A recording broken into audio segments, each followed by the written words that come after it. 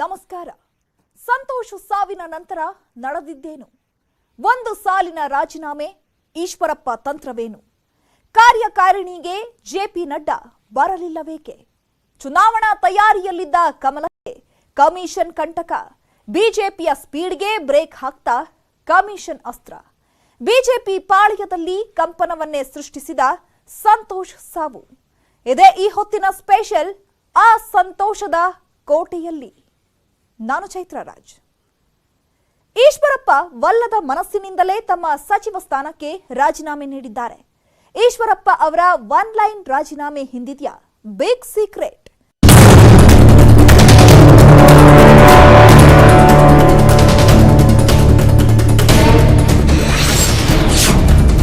ಸಂತೋಷ ಸಾವಿನ ನಂತರ ನಡೆದಿದ್ದೇನು?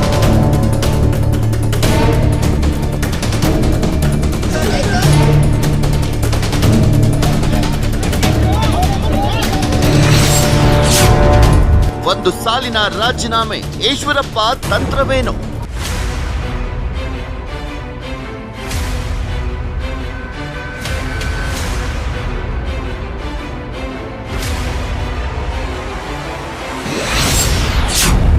ಕಾರ್ಯಕಾರಿಣಿಗೆ ಜೆಪಿ ನಡ್ಡಾ ಬರಲಿಲ್ಲವೇಕೆ?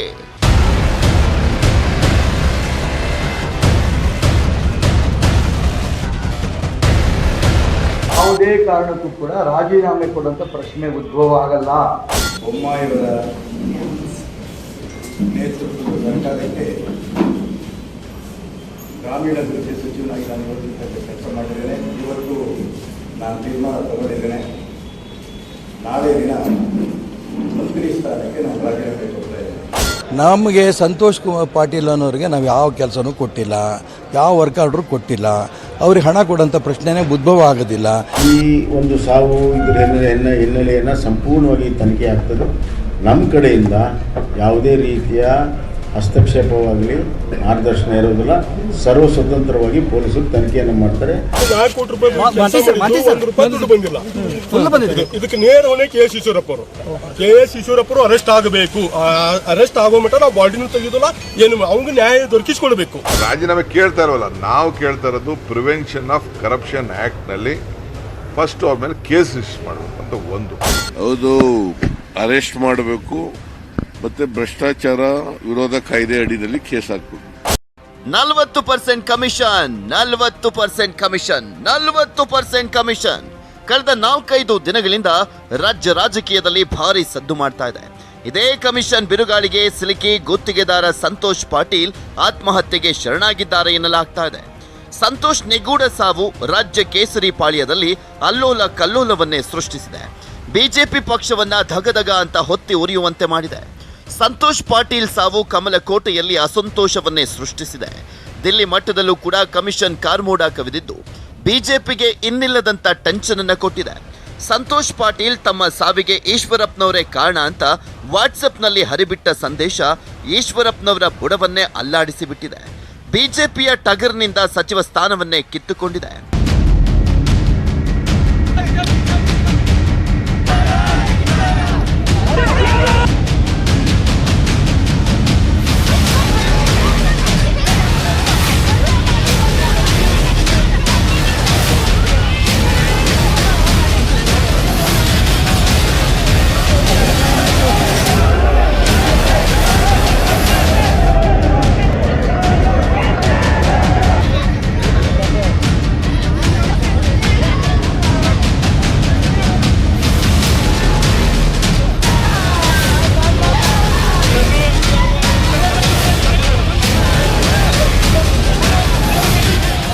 ಸಂತೋಷ ಸಾವಿನ ನಂತರ ರಾಜಕೀಯದಲ್ಲಿ ಅಗ್ನಿ ಸ್ಫೋಟವಾದಂತೆ ಆಗಿದೆ.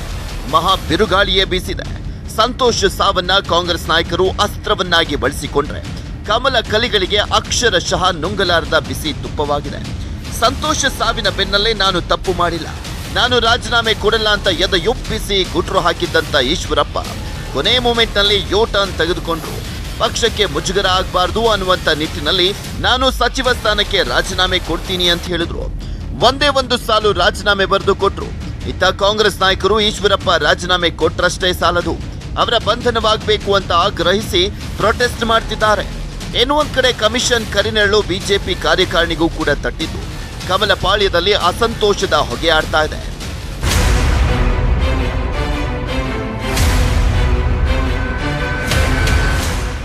ಏಪ್ರಿಲ್ 12ನೇ ತಾರೀಕು ಮಂಗಳವಾರದಂದು ಗುತ್ತಿಗೆದಾರ ಸಂತೋಷ್ ಉಡುಪಿಯ ಲಾಡ್ಜ್ ಒಂದರಲ್ಲಿ ಆತ್ಮಹತ್ಯೆಗೆ ಶರಣಾಗಿದ್ರು.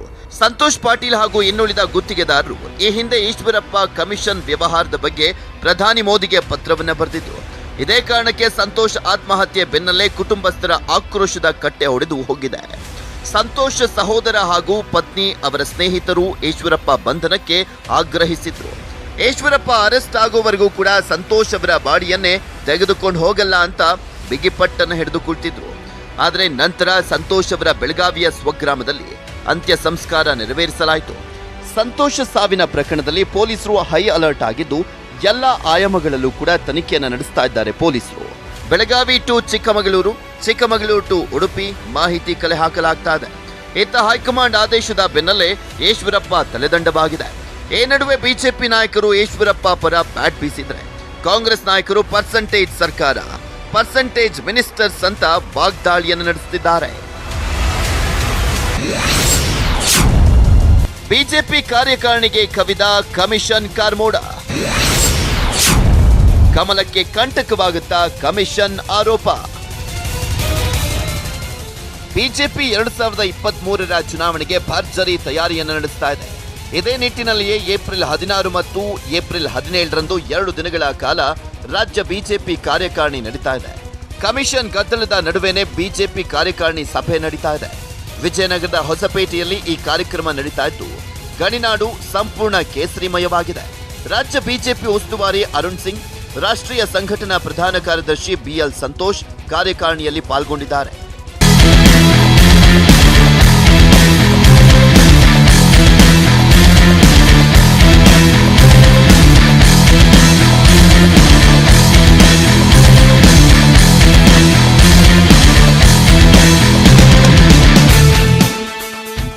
ರಾಜ್ಯ ಬಿಜೆಪಿ ಕಾರ್ಯಕಾರಿಣಿಯ ಮೇನ್ ಅಜೆಂಡಾನೇ 2023ರ ಎಲೆಕ್ಷನ್ ಹಾಗೂ 150 ಸೀಟ್ ಬಗ್ಗೆ ಚರ್ಚೆ ಮಾಡುವ ಪ್ಲಾನ್ ಇತ್ತು.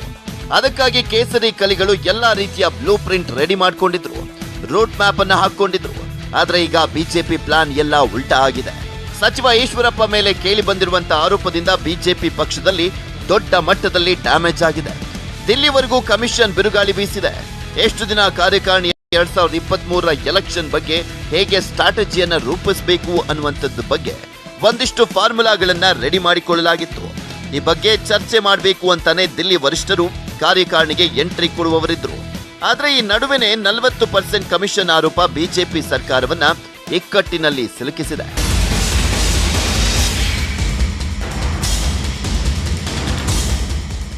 ಈಗ 40% ಕಮಿಷನ್ ಆರೋಪದಿಂದ ಮುಕ್ತ ಆಗೋದು ಹೇಗೆ ಅನ್ನೋದೇ ದಿಲ್ಲಿ ನಾಯಕರಿಗೆ ದೊಡ್ಡ ತಲೆನೋವಾಗಿದೆ. ಗುತ್ತಿಗೆದಾರ ಸಂತೋಷ್ ಆತ್ಮಹತ್ಯೆ, ಸಚಿವ ಸ್ಥಾನಕ್ಕೆ ಈಶ್ವರಪ್ಪ ರಾಜೀನಾಮೆ ಕಮಲಪಾಳ್ಯವನ್ನ ಕಂಗಾಲಾಗಿಸಿದೆ. ಕಮಲಪಾಳ್ಯಕ್ಕೆ ಮುಂದಿನ ಚುನಾವಣೆಯಲ್ಲಿ ಈ ಕೇಸ್ ಪರಿಣಾಮ ಬೀರುವ ಬಗ್ಗೆ ಟೆನ್ಷನ್ ಶುರುವಾಗಿದೆ. ಸಂತೋಷ್ ಆತ್ಮಹತ್ಯೆ ಕೇಸ್ ಈಗ ಸಾಮಾನ್ಯ ಕೇಸ್ ಆಗಿ ಉಳಿದಿಲ್ಲ. ಬಿಜೆಪಿಯ ಪ್ರಭಾವಿ ನಾಯಕ ಈಶ್ವರಪ್ಪ ಅವರ ಮೇಲೆ ನೇರ ಆರೋಪವಿದೆ. ಇದೇ ಕಾರಣಕ್ಕಾಗಿ ಬಿಜೆಪಿ ಹೈಕಮಾಂಡ್ ನಾಯಕರು ಕೂಡ ಈ ಪ್ರಕರಣವನ್ನ ಗಂಭೀರವಾಗಿ ಪರಿಗಣಿಸಿದ್ದಾರೆ.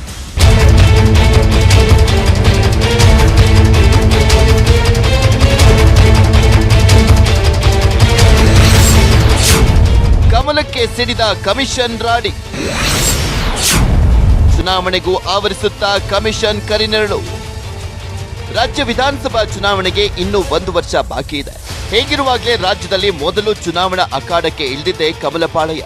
ಮೇಲಿಂದ ಮೇಲೆ ಮೀಟಿಂಗು, ಪಕ್ಷ ಸಂಘಟನೆಗಾಗಿ ರಾಜ್ಯ ಪ್ರವಾಸ, ಹೈಕಮಾಂಡ್ ನಾಯಕರ ಜೊತೆ ಸರಣಿ ಮೀಟಿಂಗ್ಗಳು, ಮತ್ತೆ ರಾಜ್ಯದ ಚುಕ್ಕಾಣಿ ಹಿಡಿಯೋದಕ್ಕೆ ಪ್ಲಾನ್ ಮೇಲೆ ಪ್ಲಾನ್ ಮಾಡಿಕೊಂಡಿದ್ರು ಬಿಜೆಪಿ ನಾಯಕರು.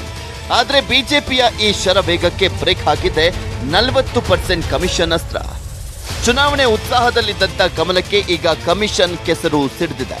40% ಕಮಿಷನ್ ಪ್ರಕರಣ ಚುನಾವಣಾ ವರ್ಷವೇ ಸ್ಫೋಟವಾಗಿರುವುದರಿಂದ ಬಿಜೆಪಿಗೆ ಕಗ್ಗಂಟಾಗಿದೆ. ಈಶ್ವರಪ್ಪ ಮೇಲಿನ ಕಮಿಷನ್ ಆರೋಪ ಹೈಕಮಾಂಡ್ ನಾಯಕರಿಗೂ ಕೂಡ ಎರಿಸು ಮುರಿಸು ಉಂಟು ಮಾಡಿದೆ ಅಂದ್ರೂ ಕೂಡ ತಪ್ಪಾಗ್ಲಿಕ್ಕಿಲ್ಲ. ಇದೇ ಹಿನ್ನೆಲೆಯಲ್ಲಿ ಕಾರ್ಯಕಾರಿಣಿಯಲ್ಲಿ ಪಕ್ಷ ಸರ್ಕಾರಕ್ಕಾಗಿರುವಂತಹ ಡ್ಯಾಮೇಜ್ ಕಂಟ್ರೋಲ್ ಬಗ್ಗೆ ಚರ್ಚೆ ನಡೆದಿದೆ ಅಂತ ಹೇಳಲಾಗ್ತಾ ಇದೆ.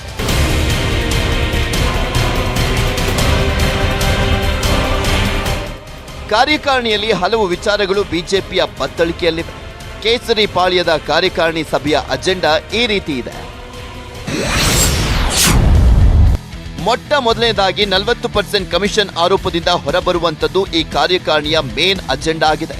ಈ ಮೂಲಕ ಪಕ್ಷಕ್ಕಾದಂತ ಡ್ಯಾಮೇಜ್ ಸರಿಪಡಿಸುವಂತದ್ದು, 2023ರ ಚುನಾವಣೆಗೆ ಪಕ್ಷ ಸಂಘಟನೆ ಹೇಗೆ ಮಾಡುವಂತದ್ದು ಅನ್ನೋದ್ರ ಬಗ್ಗೆ ಚರ್ಚೆ ನಡೀತಾ ಇದೆ. ಟಾರ್ಗೆಟ್ 150 ರೀಚ್ ಆಗ್ಲಿಕ್ಕೆ ಕೇಸರಿ ಕಲಿಗಳು ರಣತಂತ್ರವನ್ನ ಹೆಣಿತಾ ಇದ್ದಾರೆ.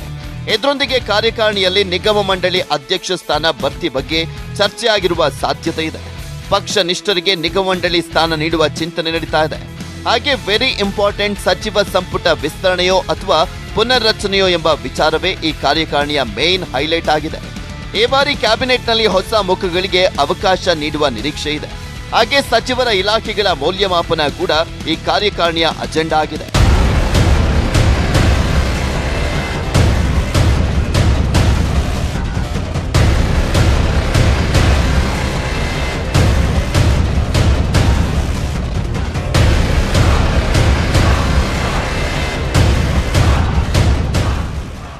ರಾಜ್ಯ ಬಿಜೆಪಿ ಕಾರ್ಯಕಾರಿಣಿಯಲ್ಲಿ ಕಮಿಷನ್ ಆರೋಪ ಚರ್ಚೆ ಜೊತೆಗೆ ಮತ್ತೊಂದು ಪ್ರಮುಖ ಅಂಶ ಅಂದ್ರೆ ಸಚಿವ ಸಂಪುಟ ಪುನರ್ರಚನೆಗೆ ಅಥವಾ ಸಂಪುಟ ವಿಸ್ತರಣೆಗೆ ಗ್ರೀನ್ ಸಿಗ್ನಲ್ ಸಿಗುತ್ತಾ ಅನ್ನುವಂತ ಪ್ರಶ್ನೆ ಎದ್ದಿದೆ. ಸಂಪುಟದಲ್ಲಿ 5 ಸಚಿವ ಸ್ಥಾನಗಳು ಖಾಲಿ ಇದ್ದಾವೆ. ಈ ಮೊದಲು 4 ಸಚಿವರು, ಈಗ ಈಶ್ವರಪ್ಪ ರಾಜೀನಾಮೆಯಿಂದ 1 ಮಂತ್ರಿ ಸ್ಥಾನ ಸೇರಿದಂತೆ 5 ಸ್ಥಾನಗಳು ಖಾಲಿ ಇವೆ. ಹೀಗಾಗಿ ಈ ಬಾರಿ 5 ಜನ ಬೊಮ್ಮಾಯಿ ಬ್ರಿಗೇಡ್ ಸೇರ್ತಾರಾ ಅನ್ನುವಂತ ಪ್ರಶ್ನೆ ಇದೆ. ಸಿಎಂ ಬೊಮ್ಮಾಯಿ ಸಂಪುಟ ವಿಸ್ತರಣೆ ಬದಲು ಪುನರ್ರಚನೆಗೆ ಒಲವನ್ನ ತೋರಿದ್ದಾರೆ ಅನ್ನುವಂತ ಮಾತಿದೆ. ಚುನಾವಣಾ ವರ್ಷ ಇರುವಂತ ಕಾರಣ ಪುನರ್ರಚನೆಗೆ ಬೊಮ್ಮಾಯಿ ಮನಸ್ಸು ಮಾಡಿದ್ದಾರೆ. ಕೆಲ ಹಿರಿಯರನ್ನ ಕೈಬಿಟ್ಟು ಹೊಸಬರಿಗೆ ಅವಕಾಶ ನೀಡುವಂತ ಸಾಧ್ಯತೆ ಇದೆ ಅಂತ ಹೇಳಲಾಗ್ತಾ ಇದೆ. ಈ ಬಗ್ಗೆ ಈಗಾಗಲೇ ಜೆಪಿ ನಡ್ಡಾ ಜೊತೆ ಸಿಎಂ ಬೊಮ್ಮಾಯಿ ದೆಹಲಿಯಲ್ಲಿ ಚರ್ಚಿಸಿದ್ದಾರೆ. ಒಂದು ಸುತ್ತಿನ ಮಾತುಕತೆಯನ್ನ ಮುಗಿಸಿದ್ದಾರೆ. ಕಾರ್ಯಕಾರಿಣಿಗೆ ಬಂದಾಗ ಈ ಕುರಿತು ಮಾತನಾಡೋಣ ಅಂತ ನಡ್ಡಾ ಅವರು ಹೇಳಿದ್ರಂತೆ. ಈಗ ಕಾರ್ಯಕಾರಿಣಿ ಸಭೆಯಲ್ಲಿ ಈ ಬಗ್ಗೆ ಮಹತ್ವದ ನಿರ್ಣಯವನ್ನ ಕೈಗೊಳ್ಳುವಂತ ಸಾಧ್ಯತೆ ಇದೆ ಅಂತ ಹೇಳಲಾಗ್ತಾ ಇದೆ.